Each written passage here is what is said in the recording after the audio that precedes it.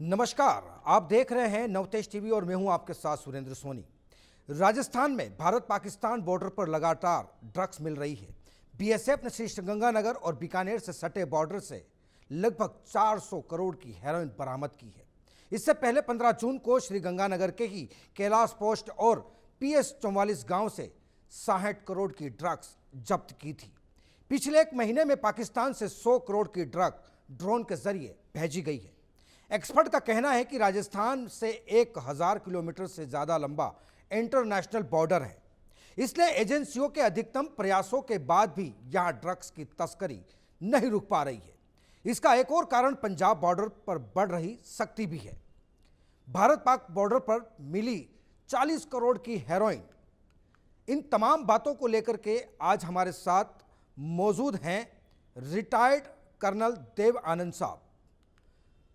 उससे पहले आज हम चर्चा करेंगे कि इस इलाके में हेरोइन तस्करी लगातार क्यों बढ़ रही है। क्या यहाँ पर पहले जो है वो बॉर्डर पार से पाइपलाइन के जरिए हेरोइन भेजी जाती थी, वहीं अब यह तरीका जो है वो हाईटेक बन चुका है। बॉर्डर से सटे इलाके में अब नशा तस्करी के लिए ड्रोन का इस्तेमाल किया जा रहा है। अब देखिए, राजस्थान में भारत पाकिस्तान बॉर्डर लगातार ड्रग्स मिल रही है। सीमा सुरक्षा बल BSF और लगातार जो है वो यहाँ की लोकल पुलिस भी इस पर तमाम बड़ी कार्रवाई करते हुए नजर आ रही है।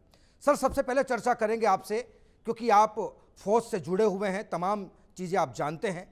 सर, ये तमाम चीज़ें क्या देखते हैं कि इतनी बड़ी फेंसिंग और ये इतना बड़ा ड्रग्स का और नशे का कारोबार, और वो भी भारत पाक अंतर्राष्ट्रीय बॉर्डर पर?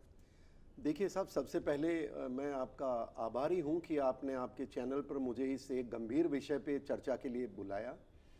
और जिस प्रकार से आपने प्रेल्यूड में बताया कि ये एक ऐसी समस्या है जिसको गहराई में समझना और इसके बारे में चिंतन करना बहुत अनिवार्य है। ड्रग्स वैसे देखा जाए तो हिंदुस्तान पाकिस्तान का जो बॉर्डर है, और उसके अलावा जैसे ईस्टर्न बॉर्डर्स भी थे, पहले हमारा तिब्बत के साथ था, चीन के साथ है, तो ये पुराने ज़माने में जब पोरस बॉर्डर हुआ करते थे, ये उस समय इतना गति नहीं पकड़ा था इस प्रकार का जो ये ड्रग्स का जो ट्रेड कहो या स्मगलिंग कहो, या मैं इसको ये कहूँगा कि नार्को टेरर के नाम से भी मैं अगर इसको संबोधित करूँ आपके चैनल पर तो गलत नहीं होगा। ये क्यों हो रहा है? देखिए, पहले आज से 20 वर्ष पूर्व जब इस प्रकार के होते थे, स्मगलिंग के एक एक एंगल था इसका, और वो स्मगलिंग इतना ही था कि कुछ लोग बाग अपने पैसे और लालच के अंदर किया करते थे। पर जब से पाकिस्तान और हिंदुस्तान का हम देखें कि 80 के दशक से जब पाकिस्तान 71 के बाद ये क्लियर हो गया उसको कि ये भारत से कोई भी प्रकार का सीधा जो युद्ध है वो कभी भी नहीं जीत सकता, तो उसने इस प्रकार के तरीके अपनाए जिससे कि भारत के अंदर हमारे कई तरीके से नुकसान कर सके। और जो ड्रग्स का जो मामला है, हम सब समझते हैं छोटी सी क्वांटिटी अगर आ जाए तो बड़े पैसे इससे लिए जा सकते हैं। और ये जो उनके टारगेट्स होते हैं वो इस तरह के जो लोग इन्वॉल्व हैं जो जो जो लॉ को नहीं मानते हैं, जो कानून की बारीकियां समझने के बाद कानून को तोड़ने की उनको सारी कला आती है। और इस तंत्र के अंदर बहुत सारे लोग सम्मिलित होते हैं, तंत्र में भी होते हैं, सरकारी तंत्र भी है, माफिया भी है। और अब तो जिस प्रकार से नार्को टेररिस्ट एंगल जो राजस्थान का बॉर्डर का इस्तेमाल है, मैं आगे इस पे आपसे चर्चा करूंगा, पर इतना कह सकता हूं कि जो हमारी सारी एजेंसियों के पूरे जोर लगाने के बाद हमें बहुत कुछ करना बाकी है, क्योंकि ये एंगल इतना घातक हो चुका है। इसमें पंजाब में देखिए, आपने खुद ने बताया कि जो बॉर्डर के एरिया है, अब पंजाब फेंसिंग हो चुकी है। पंजाब के अंदर जिस प्रकार से अब सिक्योरिटी फोर्सेस लग चुकी हैं, और जो अंडरग्राउंड जो आपने कहा कि पाइप्स के माध्यम से आता था, और बॉर्डर के ऊपर जब सील हो गया, वो तरीके ढूंढते रहते हैं। और अब आपने कहा कि वो ड्रोन्स का इस्तेमाल करते हैं, बिल्कुल आपने सही कहा। और ड्रोन्स ही नहीं, मैं आपको बताऊंगा कुछ जगह जो टेरर का एंगल और इस ड्रग्स का एंगल अगर मिलाकर के मैं आपसे चर्चा करूं, पंजाब के अंदर, क्योंकि कश्मीर बहुत हद तक टाइट हो चुका है, जम्मू टाइट हो चुका है, पंजाब थोड़ा बहुत इनको ढीला लगा था, वहां इन्होंने अंडरग्राउंड टनल्स बना ली हैं। और उसके बाद बॉर्डर आता है राजस्थान का, जो पोरस मैं मानता हूं बिल्कुल है, और उसके अंदर बहुत कुछ करने की जरूरत है। अच्छा कर्नल साहब, जिस तरीके से ये जो माफिया हैं जी, ये सौदागर जो हैं, ये इनका सप्लाई नामा कैसे रुकेगा? क्या इसके लिए कोई एंटीडोट या कोई एंटीडोज? मैं बिल्कुल ये मैं आपको बता सकता हूं। हम चाहें जितने सिस्टम को टाइट कर लें, पर अब होता है क्या है, देखिए पता नहीं है राष्ट्र में उन लोगों को मंथन करना चाहिए इस विषय पे बजाय के एक सैनिक बैकग्राउंड से। वो ये है कि आज जो ये चल रहा है, हमने बीएसएफ लगा रखी है, हमारा तंत्र हमने मजबूत कर लिया है, हमने सैटेलाइट्स लगा दिए हैं, ड्रोन का भी काउंटर ड्रोन हम निकाल रहे हैं, टनल्स का भी काउंटर टनलिंग कर रहे हैं, और चौकस इंटेलिजेंस एजेंट्स भी लगा रहे हैं। बट सबसे बड़ी बात क्या है, ये जब दूसरे देश के अंदर ये जो इंटरनेशनल माफिया है वो इतना मजबूत है कि किसी भी एक सरकारी तंत्र को ब्रेक करने में काबिलियत रखते हैं। क्यों रखते हैं साहब? इसकी सबसे बड़ी हमारे भारत में है कि जो कानून है वो आज आप ड्रग वाले को पकड़ो, आज आप किसी मिलिटेंट को पकड़ो, मैं बड़े बड़े सिक्योरिटी से जो थ्रेट है उनको बोल रहा हूं, उनको पकड़ो, वो भी 10 दिन में वो कोर्ट से बाहर आ जाते हैं। तो जो हमारा कानून है उस कानून को हमें सख्त करना पड़ेगा। और जिस प्रकार से अभी सुनने में आ रहा है कि राजनीतिक इस क्राइम को रोकने के लिए कुछ इन्होंने हमारी कोर्ट्स बनाए जो लिमिटेड टाइम में फैसले देंगे, मैं तो ये कहूंगा कि जो ड्रग्स और टेरर एक्सपोर्ट करने वाली कार्रवाइयां, उसके ऊपर ऐसा कानून और कोर्ट बनना चाहिए जो विद इन 3 महीने के अंदर अंदर फैसला सुनाए। और फैसला ही नहीं, आगे बार बार जो अपील का सिस्टम है उसको भी तोड़ते हुए एक ऐसा सिस्टम होना चाहिए कि उनको सजा मिले और इनके भय होना चाहिए कि पकड़ा गया बिल्कुल मेरी कोई माफी नहीं होगी। और इसके साथ साथ जो इलेक्ट्रॉनिक सिग्नेचर्स हैं, अभी हाल ही में कानून बनाया गया है जिसके अंदर इलेक्ट्रॉनिक सिग्नेचर को भी कानून एक एविडेंस माना जाएगा, जो नए कानून प्रणाली आई है। पर इसके अंदर जो असली कानून है, मैं तो ये कहता हूं one nation one law, one nation one law होना चाहिए। क्राइम पनिशमेंट एंड उसको जो करके उसको खत्म किया जाना चाहिए। भय इतना हो जाए जिस प्रकार की अगर मैं पकड़ा गया किसी भी तरीके से, चाहिए वो सपोर्ट करता हो, चाहिए वो उसका इलेक्ट्रॉनिकली कहीं दूसरे देश में बैठ के करे, तो सख्त कानून की जरूरत है, मैं ऐसा मानता हूं।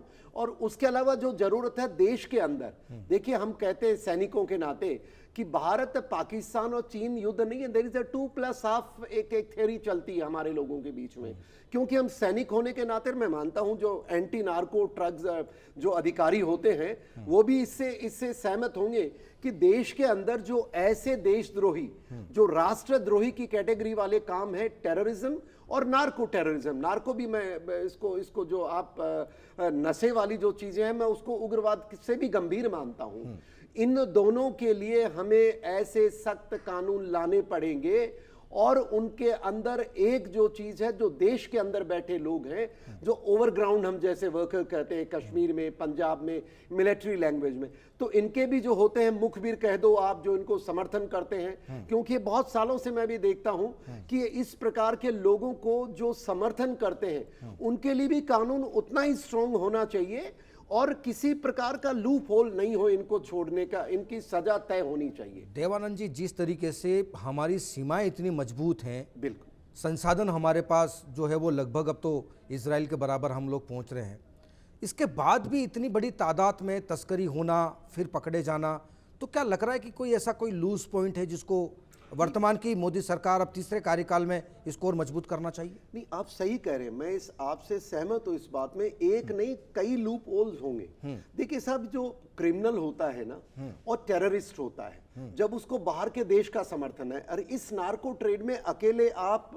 उन व्यापारियों को नहीं समझे, पाकिस्तान आईएसआई इन्वॉल्व है, अफगानिस्तान में बाकायदा इनकी खेती की जाती है, और खेती का जो मैदान है वो हमारा ये देश बना के रखते हैं। और आईएसआई, मैं आपको बता दूं, ये एक उसका जरिया है, जो नार्को वाले जितने भी अंदर ये सप्लाई करवाते हैं, ये इनडायरेक्टली नार्को हमारे नागरिकों को बर्बाद करता है, युवाओं को बर्बाद करता है, और उसके साथ साथ ये टेरर फंडिंग भी करता है। तो ये दोनों एंगल को एक देखना पड़ेगा, लूज एंड्स कई हैं। अब आपको मैं बताऊं, जितना बॉर्डर का इलाका है, फेंस बन गई, पर देखिए जो ये टेक्नोलॉजी और जो बदमाश होते हैं, जो एंटी नेशनल होते हैं, उनके पास ऐसे तरीके वो इजाद करते रहते हैं, and it's a on going process जहां हमको काउंटर करते रहना पड़ेगा। मैंने आपने खुद ने बताया कि पहले एक पाइप का जरिया होता था, फिर हमारी फेंस बनी तो और तरीका निकाल लिया, उसके बाद और करने के लिए उन्होंने अंडरग्राउंड टनलिंग बना लिया। आपने खुद ने बताया इजराइल की तर्ज के ऊपर जो आज इजिप्ट के बॉर्डर पे है, और इनकी टनलिंग को पकड़ना बड़ा कठिन है साहब, और वो जब तक पकड़ी जाती है तब तक बहुत नुकसान हो चुका था। उसको काउंटर करने के लिए हमने तरीके ढूंढे। अब वो ड्रोन लेके आ गए, अब ड्रोन के अंदर भी अब हम काउंटर कर रहे हैं, तो आई एम श्योर वो ये काउंटर कुत्ते बिल्ली का खेल चलता रहेगा, बट हमें प्रोएक्टिव होना पड़ेगा और इन चीज़ों का निवारण निकालना पड़ेगा, अदरवाइज ये बहुत घातक है हमारे देश के लिए। क्या देवानंद जी मानते हैं कि जो दहशतगर्द जो हैं, जो लगातार भारत को तोड़ने का प्रयास कर रहे हैं, चाहे वो नशे के माध्यम से हो, चाहे वो हथियार के माध्यम से हो, चाहे वो अलग अलग तस्करी के माध्यम से, क्या इनको अब एक साथ इनके घुटने टिकवाने के लिए क्या आपके दिमाग में ऐसा कोई प्लान है जो इस पर केंद्र सरकार मंथन करे? जी, मैं केंद्र सरकार को बाद में बताऊंगा, पहले थोड़ा सा आपको मैं बताना चाहूंगा, क्योंकि भारतीय सेना, हम तो बॉर्डर्स पे काफी लंबे समय, आप तो बहुत करीब से आपने फौज को देखा, और आपने चैप्टर किया है राजस्थान के बॉर्डर का। मैंने खुद ने पंजाब के बॉर्डर पे मैंने इसको देखा है, कश्मीर में तो बहुत सारा, अभी भी जब मैं वहाँ कोई भी कार्य जाता हूँ तो जो फौज की सबसे बड़ी चिंता ये है कि वहाँ के लोग सारे राष्ट्र हित में, मतलब लाइक जैसे तंगधार का इलाका है, ठीक है, और उड़ी का इलाका है, और मच्छल का इलाका है, गुरेज का इलाका, वो क्या है कि ऐसे इलाके जहां 6 महीने बर्फ के कारण कट जाते हैं, टनल्स नहीं बनी है, वहां पर सेना को बड़ी दिक्कत आती है टेररिज्म के साथ ये इस प्रकार का करने का। अब मैं इसके आपको काउंटर्स बता सकता हूं। सबसे पहली बात यह कि हमारा जो इंटेलिजेंस नेटवर्क है वो हमें इस तरह का, उसमें कोई कमियां बर्दाश्त नहीं की, आज उसमें लूप होल्स है, वो लूप होल्स आप मानते हैं कि अभी भी कुछ कमियां हैं? बिल्कुल, देखिए कोई भी प्रकार की गतिविधि, आज जब इलेक्ट्रॉनिक जमाना है और हमारे इतने तंत्र हैं देश के अंदर, बहुत सारे हमारे इतने लोग हैं, विद्वान हैं इस विषय पे, और जब हमें एक कम्युनिकेशन, 2 व्यक्ति फोन पे बात करते हैं देश के खिलाफ, जिस प्रकार आपको याद होगा मुशर्रफ की बात और चीन के प्रेसिडेंट की बात किस प्रकार हमारे तंत्र ने पकड़ ली थी, तो इस प्रकार के लोग तो मैं मानता हूं पकड़े जाने चाहिए, उसमें खामी है, उस खामी को दूर किया जाना चाहिए, जिससे कि हमें उसको ट्रेल को पकड़ सके, और अगर हमसे कहीं चूक भी हो गई तो उसको वहां निप कर दिया जाए और रास्ते में उसको काट दिया जाए, इससे पहले कि वो हमारे देश का नुकसान करे और हमारे अंदर आए। पहली बात तो ये। दूसरी बात है, मुझे लगता है कि जो एजेंसीज हैं विभिन्न प्रकार की, देखिए हमारा देश इतना बड़ा है और इस तरह का अंग्रेजी मानसिकता का रिफॉर्म्स की हमें जरूरत है। अभी हम देख रहे हैं रिफॉर्म सिर्फ सेना में दिखाई देते हैं, सेना की चर्चाएं होती हैं, बट ये रिफॉर्म्स की जरूरत हमें पुलिस में भी है, क्योंकि पुलिस भी तो हमारी मानसिकता तो वही है साहब। अभी तक जो एजेंसीज हैं, अधिकारी हैं, उनकी मानसिकता तो वही है ना कि मैं नौकरी पे बैठ गया, और एक ब्रिटिश काइंड, वो जिसको कॉलोनियल माइंडसेट कहते हैं। तो मैं ये चाहता हूं कि भारत सरकार इस तरह के एक रिफॉर्म्स लाए जहां पर ये जो सिक्योरिटी एजेंसीज या बॉर्डर पे काम करती हैं वो एक प्लेटफॉर्म पे आनी चाहिए। 50 प्लेटफॉर्म की जरूरत नहीं है। लाइक जैसे अब होम मिनिस्ट्री का हिस्सा है बीएसएफ, अरे ठीक है, होम मिनिस्ट्री का हिस्सा है इंटेलिजेंस एजेंसीज, बिल्कुल ठीक है। डिफेंस मिनिस्ट्री, अब जैसे सेना में सीडीएस आया है, मैं ये मानता हूं जो इंटेलिजेंस के और जो इस तरह बॉर्डर मैनेजमेंट के हैं वो एक प्लेटफॉर्म पे आने चाहिए। And I am sure Modi ji के आने के बाद बहुत अच्छे बदलाव आए हैं और यकीनन वो इस पे काम कर रहे हो। पर मेरी एडवाइस है इन सबको एक प्लेटफॉर्म पे लाएं, जिससे कि कोई भी आपस में जो कोऑर्डिनेशन है उसमें कमी ना रहे। देवानंद जी, बहुत बार देखा है कि इंटेलिजेंस की जो है वो कहीं ना कहीं लूज पोल के कारण एक बड़ी वारदात हो जाती है। अब आप देखिए कि पाकिस्तान से इतनी बड़ी खेप में, इतनी बड़ी तादाद में, इतनी बड़ी मात्रा में ड्रग्स आना, तो क्या लगता है कि वहाँ के जो दहशतगर्द जो हैं वो पैसों के मामले में बड़े स्ट्रॉन्ग है और अब इस खेप के जरिए वो कहीं ना कहीं भारत को बहुत बड़ा नुकसान देना चाहते हैं? देखिए साहब, इसमें कोई दो राय नहीं है कि जो ये ड्रग माफिया है, जो ये वेपन माफिया है, जो टेरर माफिया है, ये पाकिस्तान का आईएसआई है, हमें समझना पड़ेगा। और अभी तक क्या हो रहा है कि हम ड्रग वाले को पकड़ते हैं, ठीक है साहब, पकड़ कर उसको जेल कर दी, टेररिस्ट आया उसको उठाया, सेना ने मार दिया और उसको एलिमिनेट कर दिया। पर यहाँ बात क्या है, इनका जो जन्मदाता है ना, जो पानी, जो इनका जो सोर्स है, उसको अभी तक हम उसके मन में डर पैदा नहीं कर पाए। सोर्स कौन है? सोर्स पाकिस्तान है, पाकिस्तान की आईएसआई है, उसकी सेना है, उनके नार्को ट्रेड वाले, टेरर वाले लोग मॉड्यूल्स हैं। उन मॉड्यूल्स को अभी तक कोई खतरा नहीं हुआ है। थोड़े दिनों पहले एक, मैं मानता हूं, अनआइडेंटिफाइड गनमैन ने आईएसआई के ब्रिगेडियर को टपका दिया। टपकाते ही किस तरह से आप देख रहे हैं वहां पर कि डर बैठा है।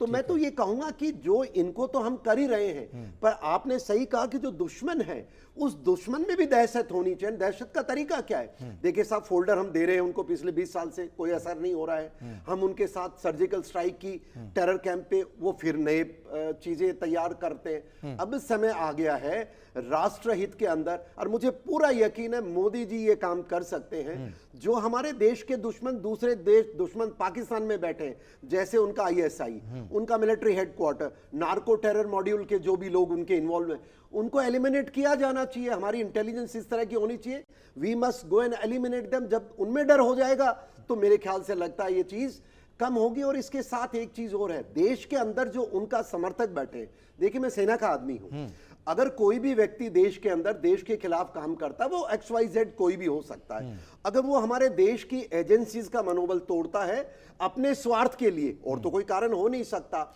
हमारे देश के चाहे वो सेना हो, चाहे इंटेलिजेंस एजेंसीज हो, चाहे एंटी टेरर स्क्वाड्स हो, कोई भी हो।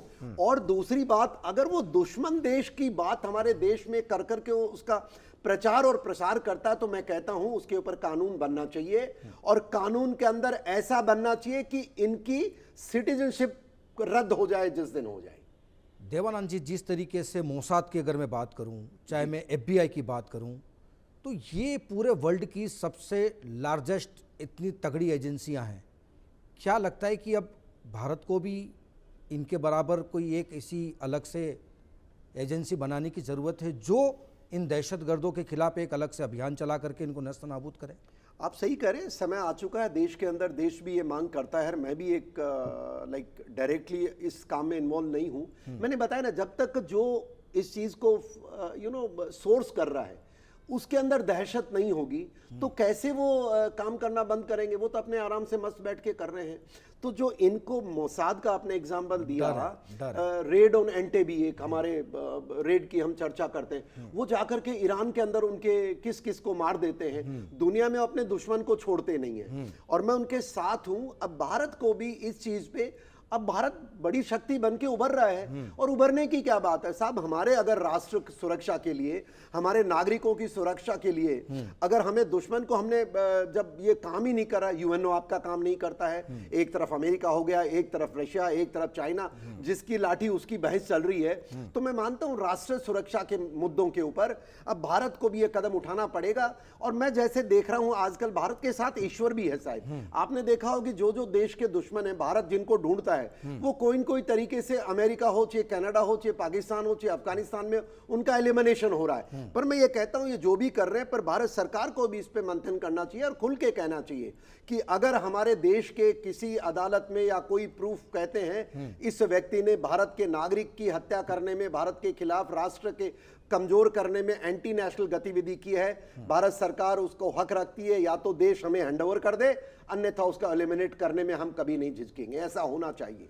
अच्छा देवानंद जी, जिस तरीके से हमारी जो सीमाएं हैं वो किस तरीके से कहां से कहां तक मजबूत है और कहां से कहां तक कमज़ोर है, क्योंकि आपने इन सीमाओं को बहुत करीब से महसूस भी किया है, देखा भी है, इन सीमाओं से आपने कहीं बातचीत भी की है, तो क्या लगता है आपको कि अब किस तरीके का एक नया ब्लू प्रिंट यहाँ पर तैयार होना चाहिए? देखिए, मैं सबसे पहले, क्योंकि मैं उस दौर से इन बॉर्डर्स के ऊपर नौकरी करने का मेरा सौभाग्य रहा है, श्रीलंका से लेकर के अपने अरुणाचल से लेकर के नेपाल का बॉर्डर लेकर के, और कश्मीर में बहुत लंबे समय, पंजाब, ये सारे इलाकों में हमने सेवाएं की है। आपने जिस प्रकार से कहा, देखिए भारत के जो बॉर्डर है, जो हमारा इंटरनेशनल बॉर्डर है, करीब 7,500 किलोमीटर तो हमारा लैंड बॉर्डर है, और वो करीब 15,000 हमारा 15,500 किलोमीटर, और करीब 7,000 प्लस किलोमीटर हमारा पानी का जो हमारा सीमाएं हैं, कच्छ भुज वाला। हाँ, नहीं, नीचे पूरा जो वाटर की हमारी जो सीमाएं हैं। अब इसके अंदर क्या है कि मैं नीचे समुद्र की जो सीमाएं उनकी चर्चा नहीं करूंगा क्योंकि अलग विषय है, पर जो भी डायरेक्टली हमसे जो इन्वॉल्व है वो है, एक तो इंटरनेशनल बॉर्डर होता है। इंटरनेशनल बॉर्डर वो है जो सीमाएं बिल्कुल डिमार्केटेड हैं और वहां किसी प्रकार का मतभेद नहीं है। हमारे गुजरात के अंदर हमारा रन ऑफ कच्छ के अंदर मतभेद चल रहा है, उसके बाद जो राजस्थान की सीमा पे हमारा कोई पाकिस्तान के साथ मतभेद नहीं है, पंजाब में हम आते हैं वहां भी हमारा कोई मतभेद नहीं है, उसके आगे जम्मू के इलाके में जाते हैं तो इंटरनेशनल बॉर्डर, और उसके बाद जो सीमा है वो पहले जब 1947 में बनी थी तो सीज फायर लाइन थी, पर 1971 के अंदर जब हमारी विजय होने के बाद पता नहीं क्या सूझा होगा उस समय की पॉलिटी को, श्रीमती गांधी जी को और कांग्रेस के उन विचार विद्वानों को, कि उस सीज फायर लाइन को लाइन ऑफ कंट्रोल का नाम दे दिया, और लाइन ऑफ कंट्रोल कर करके ये NJ 9842 जहां सियाचिन जो हमारा जो इलाका है वहां तक जाती है। और आज भी सियाचिन के एरिया में जो हमारी बॉर्डर है, जो सीमाएं हैं, वो आज तक निर्धारित नहीं है। NJ 9842 उसको हम बोलते हैं, और यही कारण है उसके बाद जाके एक्साई चीन की जो सीमाएं हैं वो भी आज तक निर्धारित नहीं है, क्योंकि 62 में चीन आके बैठ गया था और एक तरह line of control, line of actual control कहते हैं। और जो हमारा कभी बॉर्डर चीन के साथ कभी नहीं था साहब, हमारा तिब्बत के साथ था, और एक ऊपर जो नॉर्थ के अंदर है अफगानिस्तान के साथ छोटा सा हमारा बॉर्डर लगता है जो POK में कब्जा कर रखा है। तो ये जो इंटरनेशनल बॉर्डर और चीन जो आज है वो उसको लाइन ऑफ एक्चुअल कंट्रोल कहते हैं, ये सीमाएं हैं। अब आप देखिए, मैं राजस्थान पे आऊंगा जहां पर ये कोई भी प्रकार का विवाद नहीं है, वहां भी अभी हमारी चौकसी बढ़ रही है। पर जिस प्रकार से बॉर्डर मैनेजमेंट है, और जहां बॉर्डर्स होते हैं वहां BSF काम करती है साहब, और जहां पर ये LAC LOC है वहां BSF भी हो सकती है, भारतीय सेना कंट्रोल करती है, और SSB, बहुत सारे हमारी सुरक्षा बल आ गए हैं अलग अलग इलाकों के हिसाब से। तो ये जो डिप्लॉयमेंट है ये मैं ठीक मान रहा हूं। और अभी क्या हुआ है, 2002 जब से उग्रवाद बढ़ा था, क्योंकि देखिए साहब बॉर्डर इतने लंबे हैं, मैंने बताया 15,000 किलोमीटर कोई छोटा इलाका नहीं होता है, और हर किलोमीटर पे आप किसी आदमी को आप बैठा नहीं सकते, और अगर जो पूरा है वहां टेरेन बहुत डिफिकल्ट है। इलेक्ट्रॉनिकली आपने देखा इजराइल के अंदर किस प्रकार की टेक्नोलॉजी होने के बाद 7 अक्टूबर को वो किस तरह आए, वो उनकी टेक्नोलॉजी फेल हो गई साहब। तो ये बहुत कठिन समस्याएं हैं, पर जो फेंस बना करके हमने एक अपना देश को मजबूत किया, सीमाओं को, उसके ऊपर प्रोग्रेसिव चीजें आई एम श्योर हमारी सेना और जो लोग इसके विद्वान है वो कर रहे होंगे। तो इस प्रकार जो बॉर्डर है, अलग अलग समस्याएं हैं। अब देखिए आप बर्मा की तरफ जाइए साहब, आप हमारे उनके साथ क्या दिक्कत थी, हमारे जो पुराने रिश्ते थे बर्मा के साथ वो इतने बढ़िया थे कि दोनों सीमाओं के बीच में हमारी दोनों प्रकार की सेनाएं ऑपरेशन कर सकती थी। बट अब स्थिति बदल चुकी है, चाइना का इंटरनेशनल जिस प्रकार से वो हमारी सामरिक चीजें बदल रही, तो वहां भी हम फेंस बना रहे हैं। बांग्लादेश के साथ हमारा बॉर्डर है, मैं मानता हूं मोदी जी को बधाई देनी चाहिए, जिस प्रकार से वो कॉन्क्लेव की हमारी जो दिक्कतें थी वो उनको दूर करते हुए आज प्रॉपर बॉर्डर, प्रॉपर फेंस बन चुकी है, और काफी हद तक हम कंट्रोल कर पा रहे हैं। पर जैसे और बाकी नेपाल के साथ अभी आपने सुना होगा न्यूज के अंदर, वहां हमारी कोई ऐसी, हमारे ओपन बॉर्डर्स हैं उनके साथ, वो कोई दिक्कत नहीं होने वाली। ऊपर पाकिस्तान के साथ फेंस बिल्कुल हमारी प्रोग्रेसिव है। मैंने कहा देखिए काउंटर कोई भी आदमी, मैं 2002 की बात करूं जब फेंस नहीं होती थी, मैं उस दौर में बॉर्डर एरिया में मैं यूनिट का कमांडर हुआ करता था, और जब फेंस आई तो हमें बड़ी सहूलियत हुई, पर वो प्रॉब्लम्स भी बढ़ गई उसके साथ। कैसे बढ़ गई कि फेंस आप बॉर्डर तो LOC तो कोई निर्धारित तो है नहीं साहब कि ये पत्थर है, ये कोई मार्ग नहीं है, देशवासियों को बता दो इमेजिनरी है। उधर पाकिस्तानी बैठे हैं, इधर 50-100 मीटर पे इधर हम बैठे हैं, हम कहते हैं वो पेड़ मेरा है, वो कहता है वो पेड़ मेरा है, ये लाइन ऑफ कंट्रोल की मार्किंग है साहब। अच्छा। और जब से फेंस बन गई तो उसमें प्रॉब्लम्स भी आ गई। देखिए फेंस थोड़ी पीछे बनाई क्योंकि पाकिस्तानी बनाने नहीं दे रहे थे, फायरिंग होती थी, तो आगे जो कुछ इलाके जो बच गए, कुछ गांव भी फेंस के आ गए, मैं आपको बता दूं।